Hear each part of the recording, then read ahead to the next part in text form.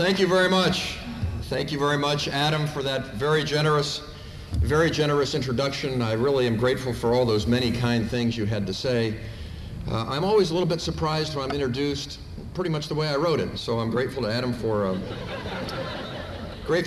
sticking to the script, and I've learned to not take that for granted, Adam, through my years in public life. It was after I'd finished the governorship and while I was running for the United States Senate, I returned home to Indianapolis from a trip out of state, and I got off the airplane and I was walking through the terminal and I heard some footsteps coming up behind me in the terminal, and finally someone shouted, "Wait, wait." So I paused and I turned around and I thought, well, one of my constituents has recognized me. They want to say hello, seek my advice, or importune me about some issue of the day, and of course I'll stop. And he caught up to me all breathless and he said, I know you.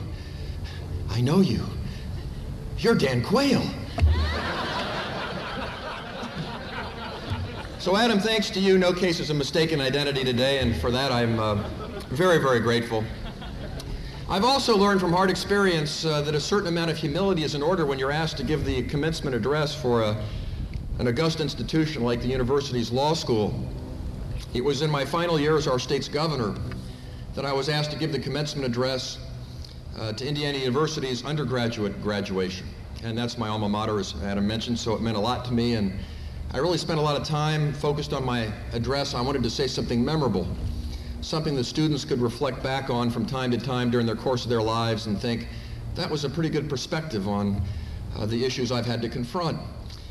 And one of the reporters from the student daily newspaper called me up and he said, "Governor, what are you thinking about saying?" And I kind of laid it out for him and said I wanted to make a lasting imprint upon the students and their life's perspective. And he said, "Well, I would like to ask you something. Do you remember who your commencement speaker was?"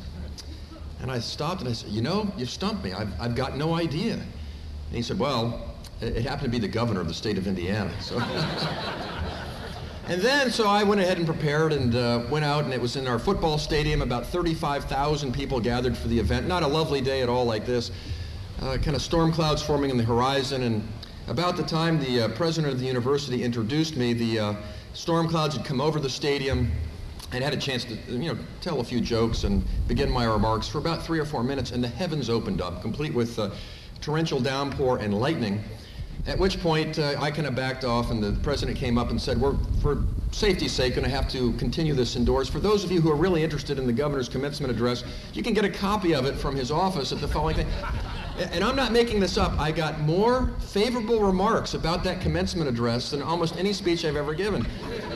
People said it was concise, insightful, so a fair amount of humility is in order, and I'll try and follow that lesson once again today. Along with Adam, I'd like to thank everyone associated with the law school for your hospitality and the honor you've done me by asking me to join with you on this important occasion. I would not be here today. I would not be the person that I am were it not for this law school and the faculty of this place and the values that they instilled in me. So I'd like to begin by thanking the dean and all the faculty for the contributions they've made to all of you and previous graduations of this place. I hope they view it very much as part of the legacy that they will leave to a future that they may not ever see. I think specifically about sitting in your chairs on the day of our first year orientation and having a man named Hardy Dillard come and advise us to approach the study of law with what he called exuberant skepticism. I found that not only to be a pretty appropriate perspective for the study of law, but a pretty appropriate perspective for the pursuit of life, and particularly the pursuit of public life. I want to express my appreciation for John Jeffries, Dick Howard, and others who taught me the joys of constitutional law, the study of the American system of governance, the American system of philosophy, that with all of our faults, and there are several, still marks us as the greatest governmental experiment in the history of man. I want to thank Dean Scott and others who taught me about the importance of economics in law. It's been my perspective, if we want to help those who are less fortunate have more opportunity, we need to do it on a foundation of economic growth and prosperity. The functioning of markets is an indispensable part of that. Above all, I'd like to thank my classmates, as Adam thanked all of you. I think you'll find when you come back after 20 or 25 years, you will find that while this place physically means a great deal to you, it is the ethos, it is the spirit embodied by the faculty and by your contemporaries that you will remember more than anything else. The hard work, the joys, the occasional disappointments. I still recall my class in corporate law. We had a visiting professor from another august university, and he occasionally commentates today on CNN and other aspects of the media about corporate and securities law. Apparently he was not too appreciative of our more cavalier approach, and by that I mean we studied hard, but occasionally we'd arrive with golf clubs, tennis rackets, softball mitt in hand, and kind of pile those at the back of the class. And he sort of observed this over the course of the semester, and I still recall sitting down for the 4.5-hour final exam in corporations that year, and the first page of that exam that literally said, all it said was, "Do not ask for whom the bell tolls, it tolls for thee." He proved to be a man of his word. I still remember my oral advocacy course with a wonderful woman from Iowa named Jenny Ferretti. Her husband David, I think, served as the director of alumni affairs for the law school here for several years. She played a great, not only was a great law student on the law review, but played a great third base. And before our final presentation in oral advocacy, we had the finals of the softball tournament, and so we attended that. And as usual, there was a keg or two of beer in evidence there. And then we changed clothes and went to the oral advocacy course. I was to lead the direct presentation. And so I prepared very rigorously our witnesses, including a dear friend of ours named Mike Moscato. He was to be our lead witness. And so I asked him to take the stand, and I said, "Would you please tell the court your name?" He said nothing. And I said, "Would you please tell the court your name?" And finally he started to mumble something incoherently, at which the judge, a state judge for Virginia, I think from over in Lexington somewhere, started doubling over in uncontrollable laughter. And he said, "Will counsel please approach the bench?" Well, I was mortified, and I approached the bench along with the other counsel. And I don't know if it's still the case, but in those days they used to always have a secret instruction of some kind to sort of introduce an element of the unknown into the oral arguments. And he showed us what the secret instruction had been, which was to our principal witness. It said, "Appear drunk at trial." Well, Moscato had taken that literally. Had enjoyed the softball game to great excess, and was now, so I found that that was very helpful, not only in the practice of law, but occasionally when someone comes across the stage in a political debate waving something in my face, it's a little likely, less likely to fluster me than would otherwise have been the case. Several other things happened my 2 or 3 years in the law school that were formative for me. My mother was diagnosed with breast cancer at age 39. She passed away at age 46 during my first year here, about a week before our exams in the spring were to begin. And I will never be able to say thank you enough to the compassion and the nurturing given to me by this institution. She grew up in a different time, wanted to attend the University of Virginia. The university did not admit women in those days. It meant a lot to her that I could come, and I feel her spirit with us here today. My father lost his last standing for election in 1980 after 3 successful terms in the United States Senate. The university, the law school, gave me a semester off. I traveled across the 92 counties of our state. It was a formative experience for me, staying in people's homes, going to cafeterias, going to plant gates, and understanding the wisdom of Harry Truman when he said, "In the United States of America, it's not the politicians who run the country, it's the people. The politicians," Truman said, "we're just the hired help." I came back and graduated with an idea of what I wanted to dedicate my life to. I thought about a clerkship. Dean Jeffries encouraged me in that regard. I decided to go home to Indiana, and I took a clerkship in the Southern District of Indiana with a wonderful judge named James Noland. And one of the things that would happen twice a year, that if you haven't had an opportunity to do this, I encourage you to do, was that we would have the new citizenship ceremonies where we would swear in those who had passed the test of citizenship. Not born here, but earned it. And it's a wonderful American tableau. They'd always dress up in their finest clothes. They'd have their friends and relatives with them. you could tell that this was an important watershed event in their lives. And when the time would come, it was my responsibility to ask the assembled people to rise. The judge would come in. I'd distribute to each of the new citizens a little American flag that they would hold. And before he would give them the oath, here's what he would say. He'd say that the oath you are about to take is unlike the oath that is given in most other countries. It is not an oath of allegiance to an ethnic group, a racial group, a political party, or even a geographic area. The oath of allegiance that you are about to take is at its core an oath of an allegiance to an idea. It's an idea that promises more hope and opportunity for everyone who is willing to travel to these shores and to work hard and sacrifice and dream big so that they can make it happen. It's an idea that for more than 200 years we have called America. There is nothing written in stone that says that that idea will be permanent. Nowhere is it written that that will be the case for eternity. It is the case because each generation of Americans, each generation of graduates of this law school and of this great university have been willing to meet the challenges of their time, to make the difficult decisions, and from time to time the sacrifices, so that it can be so, to keep faith with those who have come before us, and to do right by those who will follow. And I say to you, the graduates of the class of 2005, now is our time. We have gathered around us, summoning challenges to the idea of America. And our ability to meet those challenges will mark us down as either a great generation or not. Either a generation that will hand down to those who will follow an America that is more prosperous, more secure, more decent, compassionate, and just, or something less than we inherited from those who've come before. We face the challenges of globalization, trying to incorporate 1 billion Chinese and Indians and countless other striving souls across the planet into the global economy, and what that will mean to our economy, and the ability of every one of our citizens to participate in the global economy, particularly those who have not had the good fortune to attend a university like the University of Virginia. What skills and talents and abilities can we give them so that they can be economically relevant? The growing gap between the haves and have-nots in our country today is very much a skills gap, a knowledge gap, an education gap.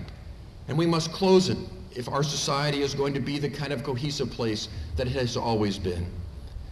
We face the challenges to our nation's security in a post-9/11 world and what we can do to ensure our physical integrity while still holding close the principles enshrined in our Constitution that make this place worth defending in the first place. We face the challenges of a changing demography, the aging of our population, with all the financial stresses that that will place upon us. How do we honor our commitments to our senior citizens and still do right by our young?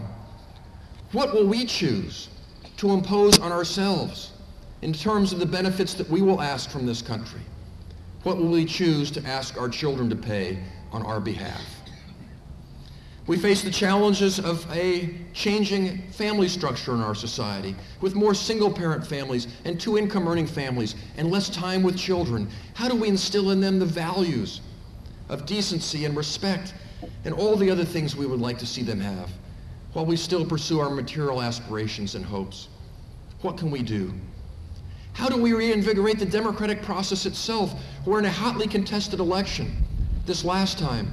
40% of the American people were still so disconnected from our institutions of self-governance that they were unwilling to take even the most elementary act of citizenship, the act of going to the polls to vote. What does that say about the level of apathy and skepticism and cynicism? I would say that two things can help lead us to a better place. First, an understanding of the words of one of our great civil rights leaders, who once said, "We may have arrived on these shores in different ships, but we're all in the same boat now." More unity, less division, an understanding that too many of our political leaders today do not want us to understand, that even with all of our superficial differences, the American people have more that unites us than divides us. A single nation with a common heritage forged on a common bond with a common destiny. And it's about time we began behaving that way.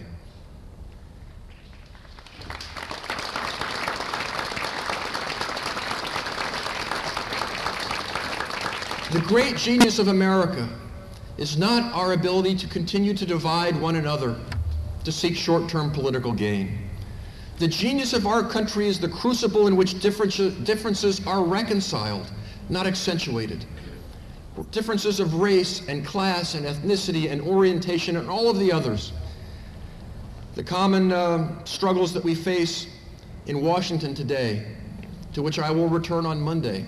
I can't tell you how often I tell the people at home who I represent that when I go to our nation's capital, too often I feel like an ambassador to a foreign country. We have to disenthrall ourselves from these passions that have currently gripped us. And it leads me to wonder whether our current leadership understands the lessons that you have learned, the lessons to which Mr. Jefferson devoted his life, the very reasons that we have the separation of powers, the very reason that we have a balance of power within the majoritarian branch, and whether we comprehend the frailty of human nature itself. That with all of our attempts to instill greater virtue in our people, and all of the progress that we have made, the dangers of passion, the excess of partisanship, the zeal of the majority in the heat of the moment to work its will occasionally take us down the wrong path. And the importance of requiring consensus, of bringing different people with different perspectives together and establishing principled compromise and common ground goes to the heart of our country and the ability to sustain this democracy. I am very concerned that if we abandon the need for consensus, that when the law and the judiciary are called upon to make decisions that inevitably touch upon the political process, if those who labor in the vineyards of the law are viewed as being excessively ideological or excessively partisan, that the respect necessary for the rule of law to govern in this pluralistic society will erode, and America will be the lesser for it. So to summon that unity, I think we should recall the remarks of another graduate of this fine law school. It was Robert Kennedy, who most people credit, the day Martin Luther King was assassinated, with the fact that Indianapolis, Indiana was the only major city to not experience an outbreak of violence. He was scheduled to give his speech in our inner city to an audience of thousands of principally minority citizens. And if you haven't seen this, you should take a few moments to see it sometime. He came down and he got up in the back of a flatbed truck and he looked out at the audience and he said, "I'm afraid I have bad news. Martin Luther King was killed today." And there was a gasp that went up from the audience. And he said, "For those of you who are tempted to lash out in anger and hate, I can only say that I too had a loved one who was killed. He too was killed by a white man." And he concluded by saying that what America needs today is not more anger or more division or more hatred. What America needs today is more reconciliation and more compassion and more love for one another. It was true in 1968.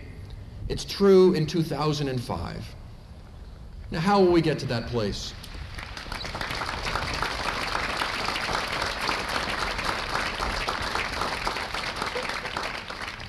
I believe we will get to that place by summoning the American people to what I would refer to as a deeper, more profound level of patriotism.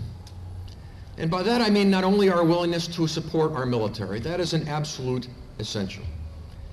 And by that I mean not only our willingness to support efforts to track down evildoers and bring them to justice, that is essential as well, to protect our nation in a difficult world. But the time has come for us to think about what each and every one of us can do to strengthen this nation. I reflect upon a visit I made with some members of the United States Senate to Walter Reed Army Hospital. to visit some of those back from Iraq who have been most grievously wounded. And I would say to you that no matter whether you support that undertaking or not, you would be so impressed and proud of these young men and women. They are some of the finest, most idealistic people we have to offer. And as I would go from room to room with my colleagues and look down at these young people, 20, 21, 22 years old, in the prime of their lives, there where a leg would ordinarily be, there was a vacant spot. Or where an arm would be expected, there was nothing. There was one young man who'd had most of his face removed. Many of them had loved ones and parents with them, and they were trying to keep it together. But you could tell that this was just hard. As they looked to the future and what had happened to them, it was just hard. As I left the hospital that day, I was overwhelmed with a profound sense of responsibility. And my thought was, look at what they have been willing to sacrifice because our country has asked them to. What about me? What about each and every one of us? What are we willing to put back into this country to make it more decent and just? What are we willing to do to strengthen America?